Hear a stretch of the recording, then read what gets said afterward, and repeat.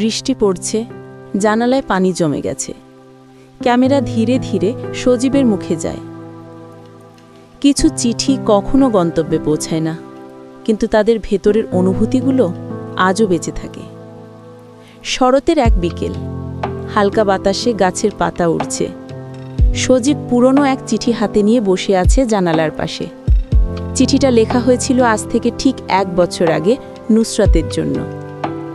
সেদিনও এমনই বিকেল ছিল। সজীব আর নুসরাত কফি খেতে খেতে হাসছিল। নুসরাত বলেছিল, সজীব, তুমি জানো আমি ভয় পাই হারিয়ে যেতে। তুমি তো আছো, তাই না? সজীব মুচকি হেসে বলেছিল, যতদিন বেঁচে আছি ততদিন থাকব। কিন্তু জীবনের সব প্রতিশ্রুতি বাস্তবে টিকে থাকে না। কিছুদিন পর নুসরত বিদেশ চলে গেল, যোগাযোগ কমে গেল, আর একদিন পুরোপুরি হারিয়ে গেল।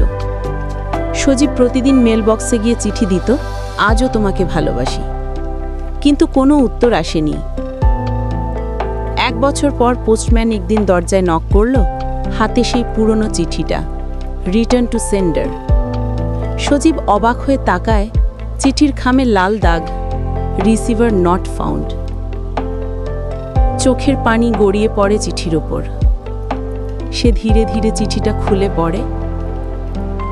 যদি একদিন আমি না ফিরি, তবু মনে রেখো তোমার প্রতি আমার ভালোবাসা সত্যি ছিল। সজীব নিঃশব্দে চিঠিটা আকাশের দিকে তোলে আর বলে, তুমি না ফিরলেও আমি এখনো অপেক্ষা করছি। দিঘে সূর্য অস্ত যাচ্ছে, বাতাসে উড়ে যাচ্ছে সেই চিঠি যা কখনো পৌঁছায়নি, কিন্তু হৃদয়ে রয়ে গেছে চিরকাল।